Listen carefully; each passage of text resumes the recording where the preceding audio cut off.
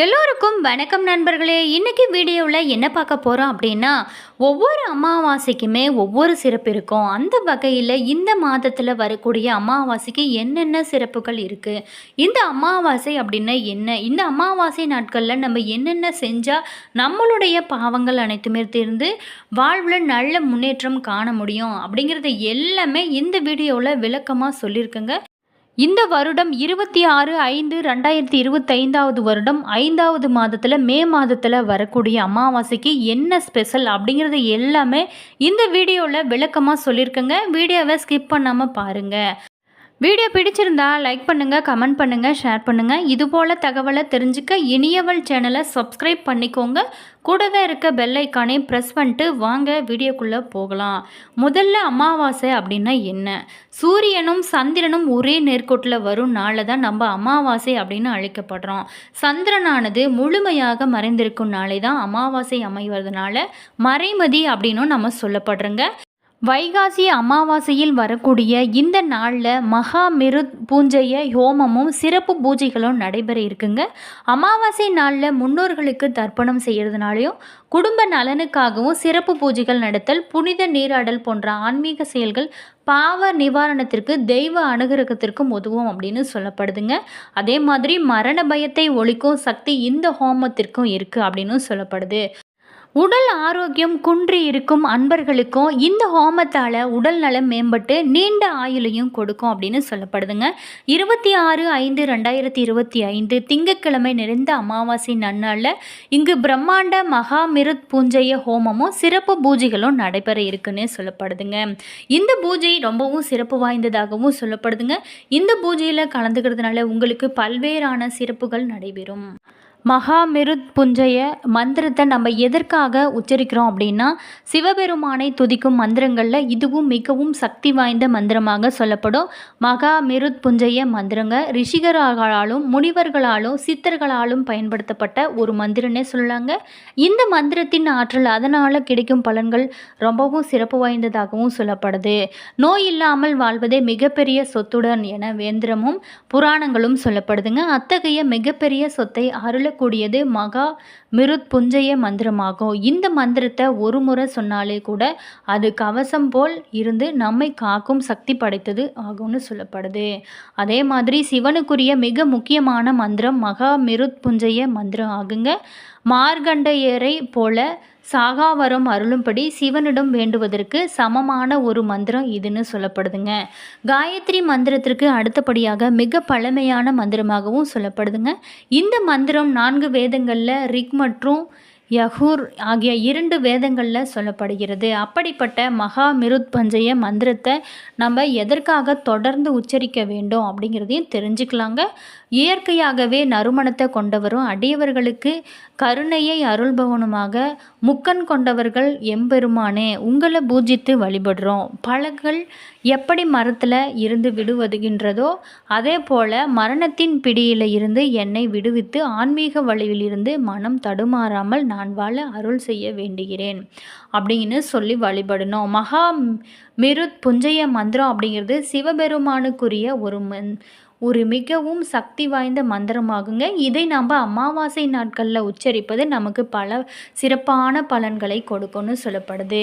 அதே மாதிரி இந்த அமாவாசை நாட்களில் முன்னோர்களுக்கு தர்ப்பணம் கொடுப்பது ரொம்பவும் முக்கியமான ஒன்றுன்னு சொல்லப்படுதுங்க. அது மட்டும் இல்லாமல் மாதங்களில் மிகவும் புண்ணியமான மாதமாக சொல்லப்படும் இந்த வைகாசி மாதத்தில் வரக்கூடிய புண்ணிய தீர்த்தங்களில் அமிர்தம் கலப்பதாகவும் சொல்லப்படுகிறது. இதனாலேயே இந்த நாளில் புனித நீராடுவது மிகவும் சிறப்பு வாய்ந்ததாகவும் பாவலங்களை போக்கக்கூடியதாகவும் சொல்லப்படுகிறது. இந்த மாதத்தில் வரும் அமாவாசையில் முன்னோர் வழிபாட்டினை மேற்கொள்வது சிறப்பானதாகவும் சொல்லப்படுதுங்க. இந்த அமாவாசையின் சிறப்புகளை இந்த நாளில் நாம் சில விஷயங்களை செஞ்சாலே நம்மளுடைய வாழ்க்கை சிறப்பாகவே மாறும்னு சொல்லப்படுது. எந்த நட்சத்திரத்துடன் வருகிறதோ சந்திரனானது விண்ணில் இருக்கிற 27 நட்சத்திரங்களை கடந்து பௌர்ணமி அமாவாசை என்கிற 2 திதிகளை சேர்ந்து ஒரு மாதமானது கணக்கிடப்படுகிறது. இதில் சந்திரன் முழுவதுமாக மறைந்துவிடும் தினமான அமாவாசை தினங்க பல ஆன்மீக செயல்பாடுகள் செய்வதற்கும் ஏற்ற தினமாகவும் சொல்லப்படுது. அப்படியான ஒரு மிக சிறப்பான தினமாக வைகாசி அமாவாசை தினம் வருகிறதுங்க. இந்த சிறப்பான அமாவாசை நாட்களில் தொழில் மற்றும் வியாபாரங்களில் செய்கிறவங்க நோய்களால் பாதிக்கப்பட்டு உடல் நலம் தேறுவாங்க.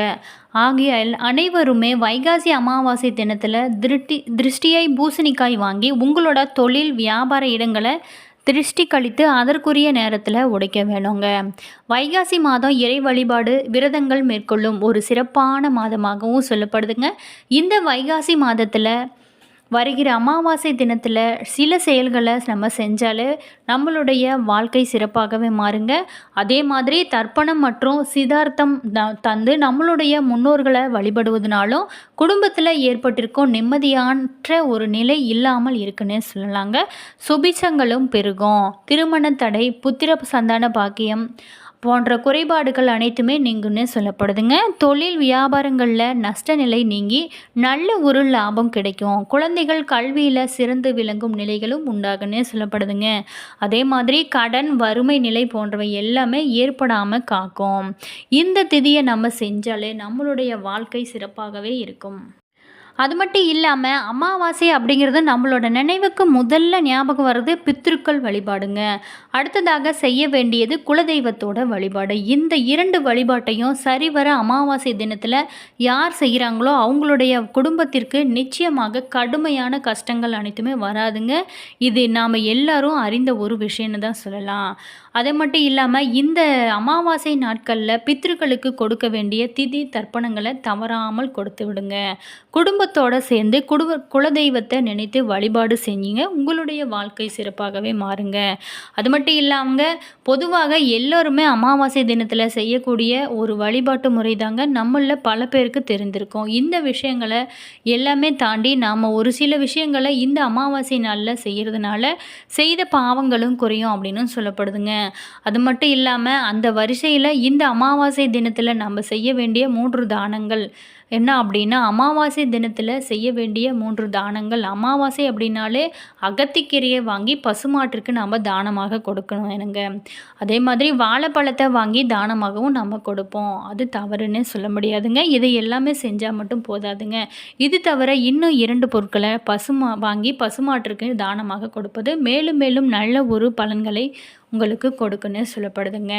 பச்சரிசியும் வெல்லமும் அதே போல் அமாவாசை தினத்தில் ஒட்டுமொத்தமாக எல்லோருக்கும் கொண்டு போய் அகத்திக்கீரையை, வாழைப்பழம், பச்சரிசி, வெல்லம் என்று பசுமாட்டிற்கு வைத்தால் அது எவ்வளவு தான் சாப்பிடும்? பசி என்பது தினமுமே வரக்கூடியது தானே.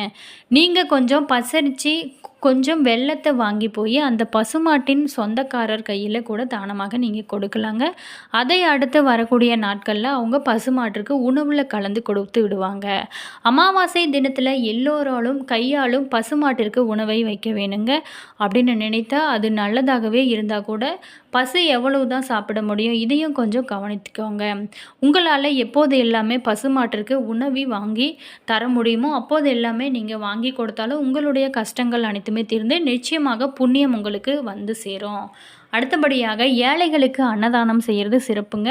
உங்களால் கையால் சமைத்த தயிர் சாதமோ அல்லது புளி சாதமோ அல்லது தக்காளி சாதமோ எதுவாக இருந்தாலும் சரிங்க. இப்படி ஏதாவது ஒரு சாதத்தை ஏழையாக இருக்கிறவங்களுக்கு உங்களோட கைகளால் சமைத்து கொடுப்பது உங்களுக்கு சிறப்பான ஒரு பலன்களை தருங்க. அது மட்டும் இல்லாமல் உங்களுக்கு புண்ணியங்களும் வந்து சேரும்.